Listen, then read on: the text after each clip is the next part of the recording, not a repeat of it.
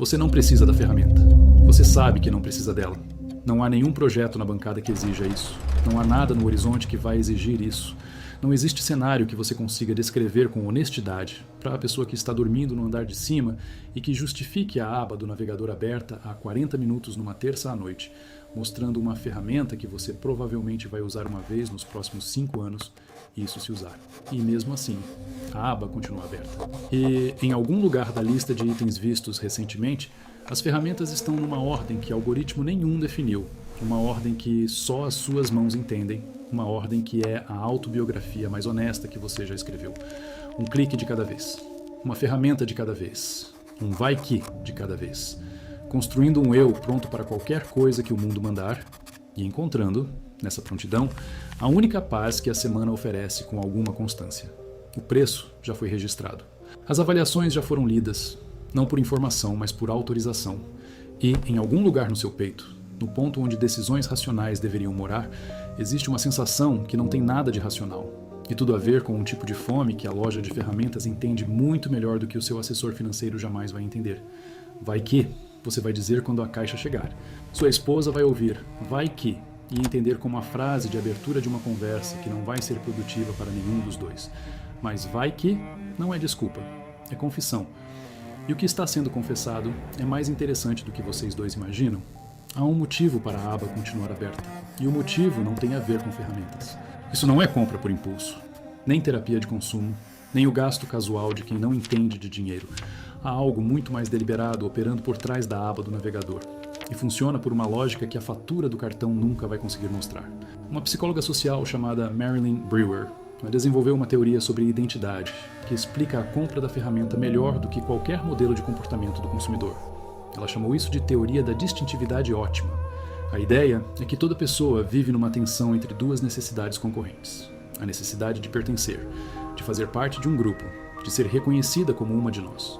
E a necessidade de se distinguir, de ser diferente, de ser reconhecida como especificamente e insubstituivelmente esta pessoa. Na maior parte do dia, você está atendendo à necessidade de pertencimento. Você se veste mais ou menos como seus colegas. Você fala a língua do seu setor. Participa das mesmas reuniões, usa os mesmos programas e almoça nos mesmos lugares. O pertencimento é necessário. Também é levemente sufocante. Porque quanto mais você pertence, menos distinto se sente. E, quanto menos distinto se sente, mais urgente a segunda necessidade se torna. A ferramenta comprada vai que não é uma ferramenta. É um marcador de diferença. É uma declaração física, concreta, palpável de que você não é só a pessoa que senta na reunião e usa o programa.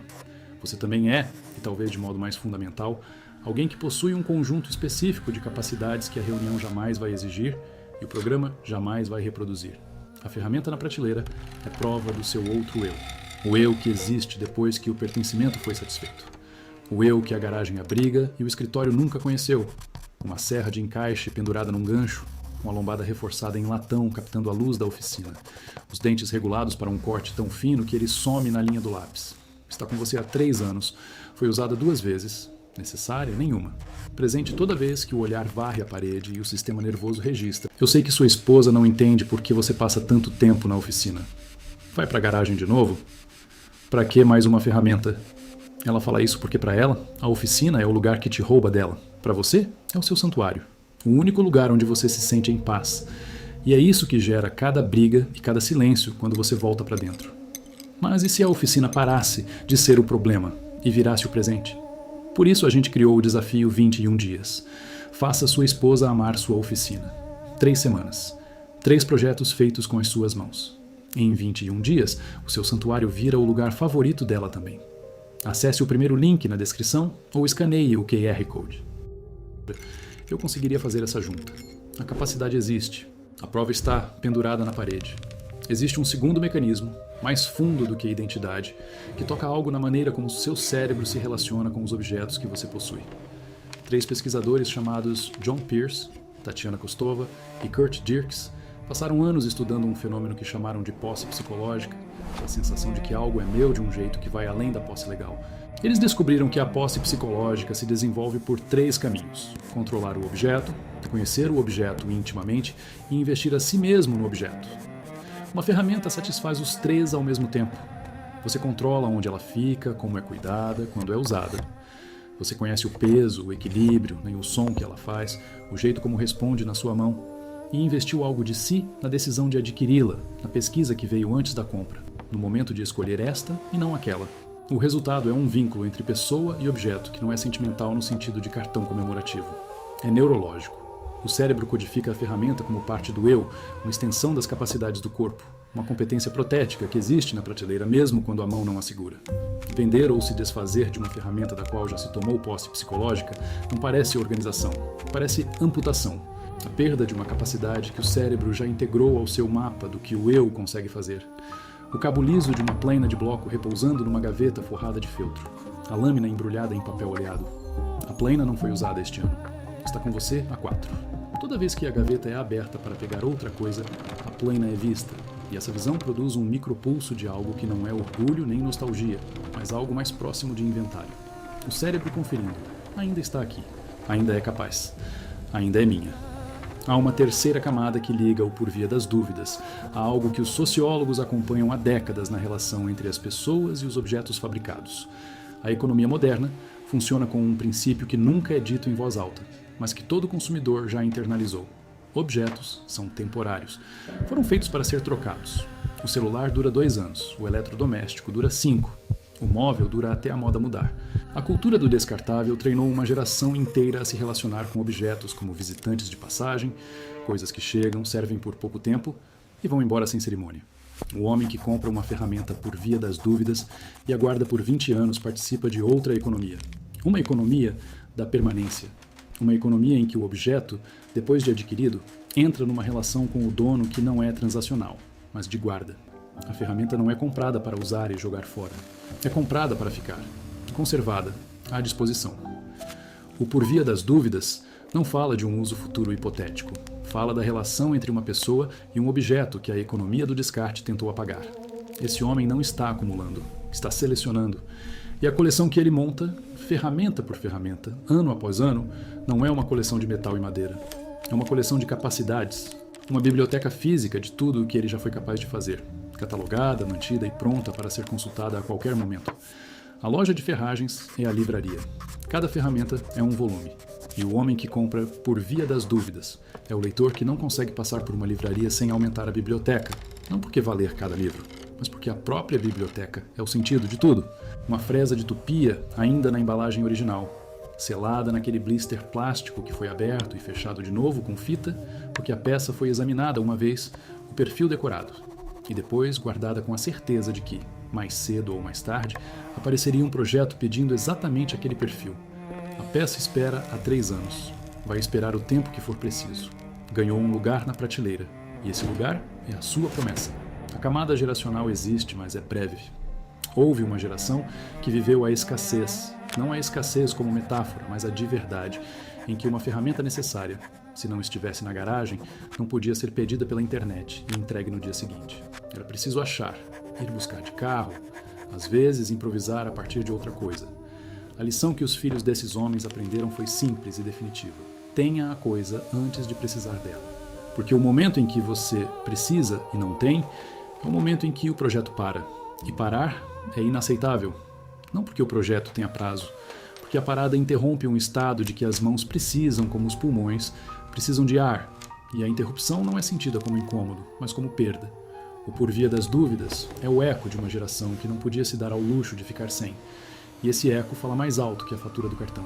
Existe quem tenha um jogo completo de machos e cocinetes que usou exatamente 3 vezes em 15 anos. Cada uso economizou mais ou menos $20 de oficina. O jogo custou $240. A conta é clara e desfavorável.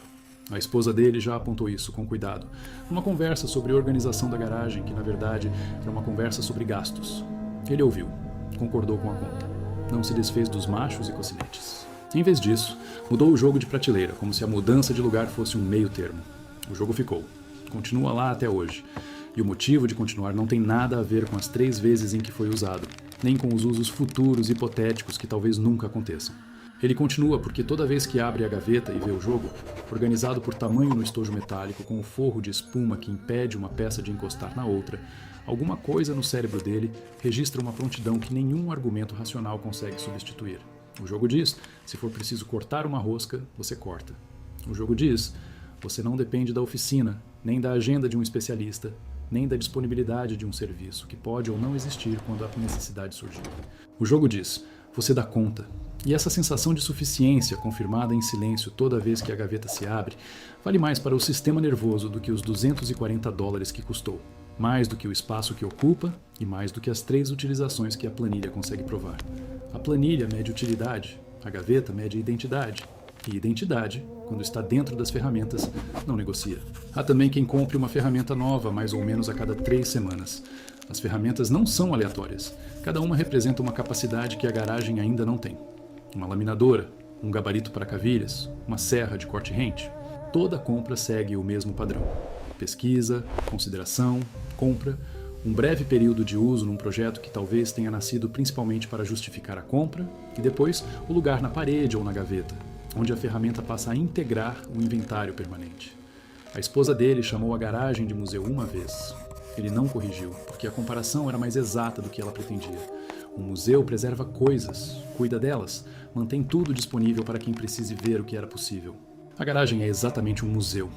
Um museu da capacidade pessoal, curado por uma pessoa, visitado por uma pessoa e financiado inteiramente pela crença de que um dia, em algum projeto que ainda nem pode ser imaginado, cada ferramenta em cada parede vai ter o seu momento.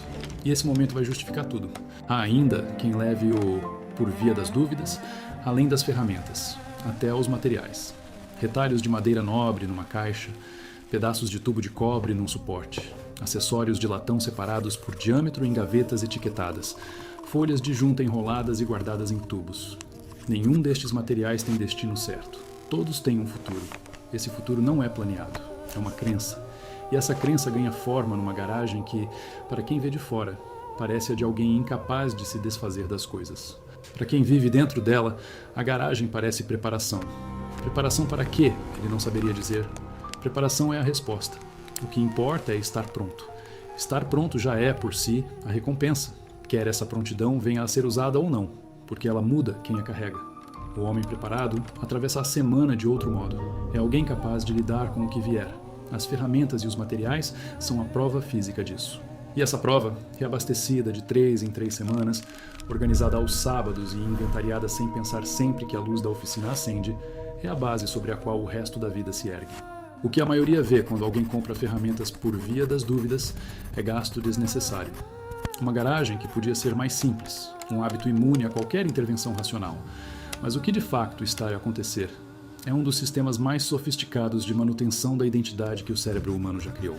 A teoria da distintividade ótima de Brewer diz-nos que cada ferramenta é um marcador de um eu que o mundo profissional nunca vê, uma declaração de competência que o escritório não consegue conter. A investigação sobre posse psicológica mostra que o cérebro codificou estas ferramentas como extensões das capacidades do próprio corpo, e tirá-las daí registra-se neurologicamente como perda de função. A sociologia da permanência material diz-nos que este homem resiste a toda uma economia feita para tornar os objetos temporários, e essa resistência não é irracional. É um ato de preservação da identidade, num mundo que preferia que as identidades fossem tão substituíveis quanto os produtos que as definem. O homem que compra ferramentas por via das dúvidas não está a gastar dinheiro, está a construir um eu, e o eu que constrói está pronto para tudo, não precisa da permissão de ninguém e não responde a inventário nenhum além daquele que as próprias mãos mantêm. Se alguma vez juntaste algo ao carrinho sabendo, de forma racional e absoluta, que não precisavas daquilo, e sentiste a parte racional do cérebro dizer para parar, e a outra, a mais funda, a que já mandava, antes de existir em cartão de crédito, prestação da casa, ou uma mulher a perguntar pela caixa à porta, dizer sim, esse sim não era irracional. Era a parte mais antiga de ti. A parte que se lembra do que é precisar de algo, e não o ter. A parte que decidiu há muito, que nunca mais voltaria a sentir isso. E cada ferramenta comprada por via das dúvidas é essa decisão renovada, confirmada e pousada numa prateleira onde pode ser vista sempre que a luz da oficina se acende. A pergunta não é por que compras, a pergunta é o que esse gesto constrói dentro de ti. E se o que constrói vale mais do que custa, tu já sabes a resposta. O separador ainda está aberto. E algures na lista de itens vistos recentemente, as ferramentas aparecem numa ordem que nenhum algoritmo escolheu. Uma ordem que só as tuas mãos entendem. Uma ordem que é a autobiografia mais honesta que já escreveste. Um clique de cada vez. Uma ferramenta de cada vez. Um por via das dúvidas de cada vez. A construir um eu pronto para tudo o que o mundo mandar, encontrando nessa própria prontidão a única paz que a semana oferece com fiabilidade. Se este vídeo te deu uma nova forma de entender o que se passa na tua oficina, fizemos algo para ti. No primeiro comentário por baixo deste vídeo, há um link para um guia que preparamos sobre como conseguir um acabamento perfeito sempre. Centenas de subscritores já têm o seu exemplar, talvez valha a pena ver.